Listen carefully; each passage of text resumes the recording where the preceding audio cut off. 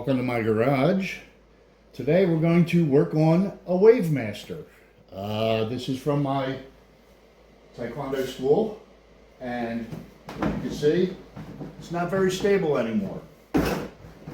Wobbles and everything else. Now I've taken a look at it, and I know what's wrong with it, and today I'm going to tell you how to fix it.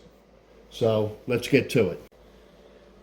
Now the problem with this is twofold. First off, after many years of use, this foam compresses.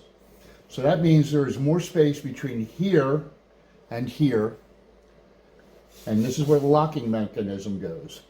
So the more space there is, that means even though you crank this up all the way tight, there's going to be extra space between here and here in the base. So what we need to do is actually add more, build this up a little bit, so that tightens up this tolerance right here. The second that I've noticed is a design flaw. And let me grab the base. Now, this is the base. Let me see if I can get it in there, and I hope this shows up on the camera. No!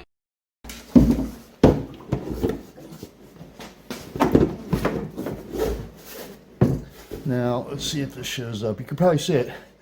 Is the locking mechanism screws onto here, and it pulls tight up against here. But, look at that. Between the Wavemaster itself and the base, there's a gap. So it has room to wiggle, which is not what we want. We want this thing to be stable. So, we have two problems here, and I'm going to show you how to solve both. Now, how are we going to solve these problems? With a good old yoga mat that you can get at Walmart. I think they're about 20 bucks. Don't quote me on that because I have had this one for a while. I use it for sleeping on when camping and whatnot, but it's perfect for what we're doing here. Now, what we need to do, we'll solve the second problem first. The extra space around here. Now this is where you saw that space, right around here. So what we need to do is figure out where that sits in the base. And here is the base. Now what I've done is I've measured from here to here, because you see it's kind of tight right in here. So we want to pad this area right here. So what we're going to do is we're going to measure how far inside of there. And that's about 3.5 inches. Let's measure across. That's 7.5 inches. So what we want to do is get the diameter. So 3.5 inches down, and the diameter of the circle across is 7.5, so times pi, of course, is roughly 24. So how wide is this mat? Well, 24 inches. It's exactly how big we need to do it. So what we'd have to do, and I've already done this because I've tested this out. You need to cut a 3.5 inch piece of here. And then what I did was I put super glue on the end and some duct tape just to hold it together. And I came up with this. Now this is going to fit as you slip it in there, right there. That will take up the extra space. And I'll show it to you when I get everything else together. Now we got to solve the second problem. This has been compressed. So what I want to do is I'm going to take this same mat and I'm going to make a ring, possibly two. I'm going to make a ring that'll fit right in there. So how big do we need to make it? Well, this is approximately 9 inches. Okay? And let me see. What's the widest we want to make this? I want to make this to just beyond here. Because inside the ring, you'll see that it's kind of, oh, wrong side. No! No! It's kind of convex. It bows out. So we want it to be able to fit inside here, but enough room to squish out. Let's take a measurement of this. So there's our 9 inches from the base, which is fine. And we can take it up to maybe 10 inches, 10.5 inches. So what we want to do is make a ring 10.5 inches and with a 9-inch center. And we can do that on the mat too. See where 10.5 inches comes. Well, 10.5 inches should be fine. Actually, why don't we make it an even 12 inches? Because what we can do, we can get 2 out of a width, and that should be good. So, give me a minute, and we'll get that set up. Okay, so you remember, we want to make one 12 inches. We get 2 out of a mat. So what I'm going to do is I'm going to measure in 6 inches. Measure in 6 inches. So that's half a 12. I'm going to measure in 6 inches here. And 6 inches here. So right there is where we're going to want it. That'll be the center of our hole. I'm taking my trusty compass, and I've already set it to 6 inches wide, so 6 and 6 is 12. We're going to do the outside diameter first. So, get this out of the way. And the reason why I'm making more than one is because we got a couple of these at our Taekwondo school that need repair, and I'm making the repair pieces for it. So there, we got our 2 12-inch spacers. I know you can't see the line very good, but I can see it. Now, we need to make the center hole, which was 9 inches. So, half a 9 is 4.5. And using one as a gauge, that should make this 5.5. You never measure from the end, because you never know how accurate that is. So, that's 4.5 right there. So, I'll make the measurements.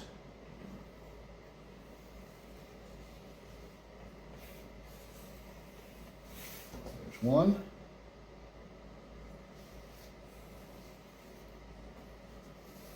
There is the other. Now I'm just going to use a regular pair of shears. These are a pair of cutting shears that I've had for many, many years. And I'm going to cut through the mat. And I'm not going to bore you with that, so I'll come back after I get it cut out. Okay, I've got one of them cut out. It doesn't look like much, but it may just do the trick. We're going to try this out. I only cut out one right now because I don't know how effective this is going to be in making up that space lost. We may need multiple of these, so I only cut one out for now, just see what happens with it. Well, folks, there's something else that I've noticed here. I don't know if you can see it on the camera, but right in here, in this groove, there's a crack. And that needs to be fixed. So, there's not... If I could get inside, it'd be so much easier. I'd throw some fiberglass on the inside, you know, some cloth and stuff and make it nice and solid. But I can't do that. So what we're going to have to do, we're going to have to do a little bit of plastic welding. And to do that, you have the old trusty Radio Shack. That's how old this is. Soldering gun. Now you can use soldering pencil or whatnot. But what I want to do is trying to get this plastic going, melt it together as much as I possibly can. I can tack it. Let me get this up to heat. This isn't the most reliable one. And I'm shaking a lot because I had too much coffee this morning.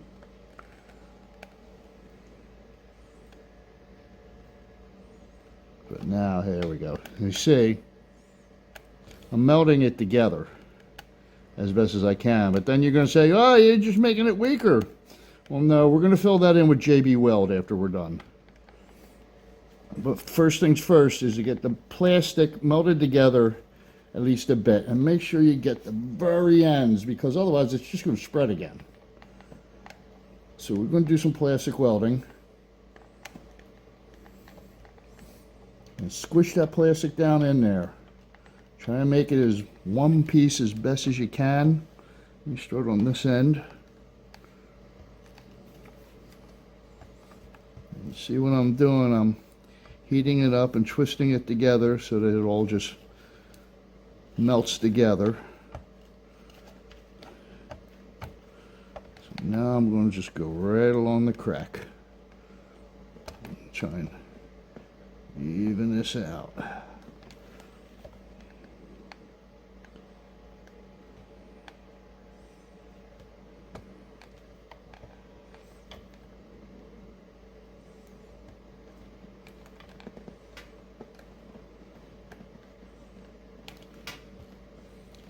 That's pretty good. Whatever you do, don't breathe these fumes in. They're not really good for you. Okay. That's good to begin with. So now what we're going to do, I'm going to take a file and clean this up a little bit, and then I'm going to fill it in with JB Weld. So we'll be right back. Okay, I got a file here. Now this is called a bastard file, and it's very aggressive. When you want to do some really aggressive knocking down some high spots, you use this, and I'm just using this as just a starter, trying to get down as much as I can, because then after this I'm going to switch to a finer file. As you see, it's round. We want to keep that roundness in there, and this will get down in there.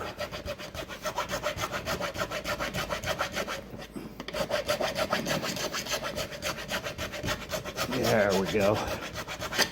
And I don't know if you can see down into the crack, but that's where the crack was, and it's hold it together not bad. Clean it up a little more. There. That's looking good. So now let me mix up some JB Weld, and we'll put that in there and smooth that out.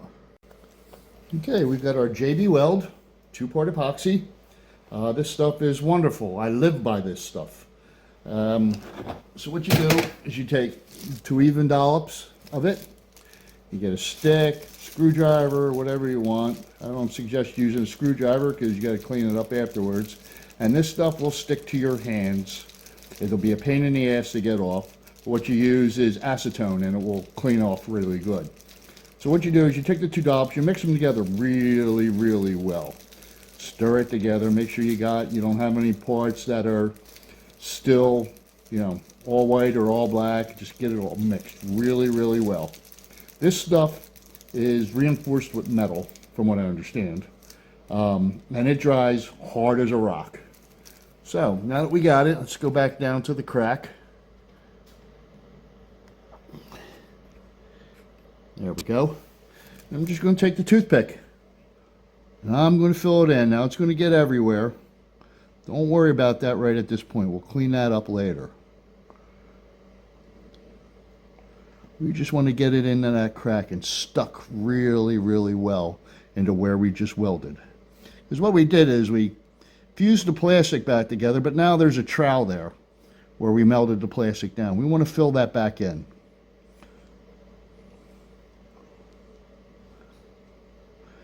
And there we go. Grab a little more.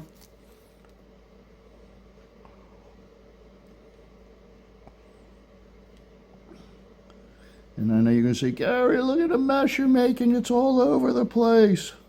Well, yeah, it is, until I clean it up.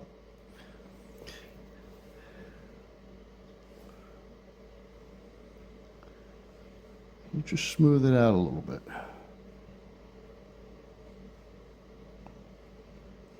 And get it beyond where the crack was, because we're reinforcing everything. Now here is the trick. Grab a paper towel. Water, spit, whatever you got. Just get it nice and wet. Don't use your fingers to do this. Smooth it out. It's got to be wet because it's got to glide over top. Now, I don't suggest licking where it already has it, but just smooth it out. There.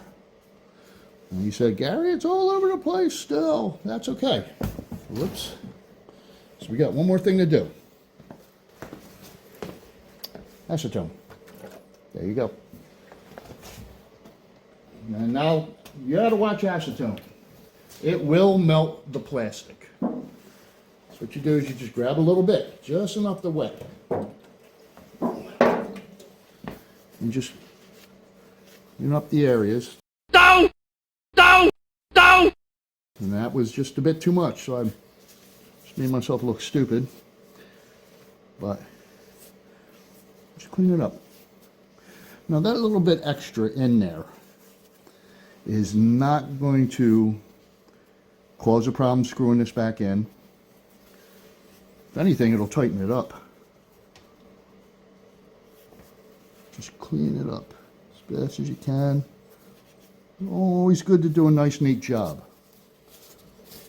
Turn it over, squeeze out any excess, and just a simple swipe.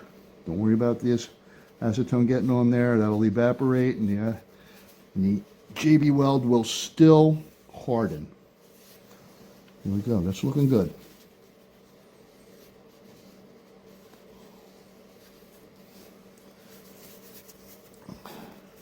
Quality job says a lot about you, so always do a quality job.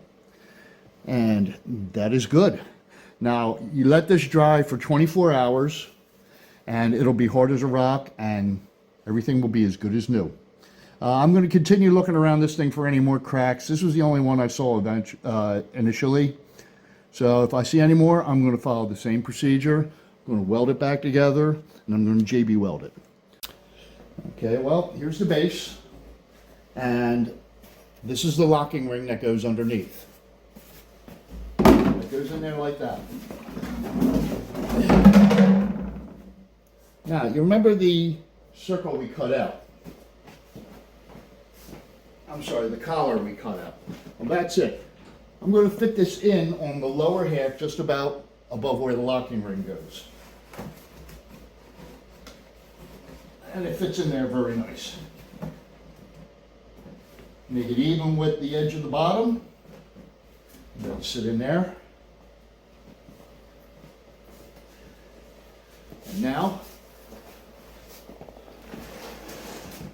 I'm going to take this, slide this up all the way, and let's give it a test shot. Again, I may need more than one of these. This may be too much, whereas I would have to probably find some thinner foam or cut this in half. Let's see what it gets us right now. Get it down there tight. And put it in. Crank it down. Now there's no water in this thing, so it's going to move around a lot. So I got to put my foot on it. Tighten it up.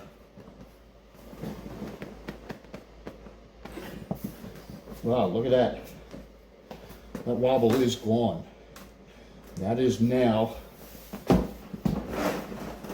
as good as it was when it was new. Again, there's no water, but nice and tight. Let me back this off a little bit so you can see.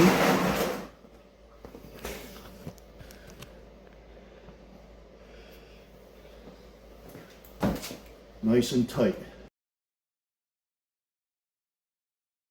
The wobble you see is actually the base moving.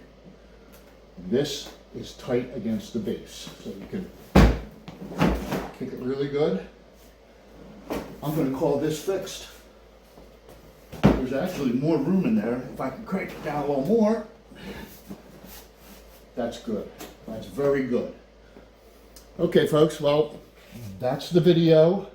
I hope it was helpful for you. If you have a Wavemaster, if your martial arts school has a Wavemaster and they're really loose, give this a shot, see if it works. Now, your Wavemaster may be different.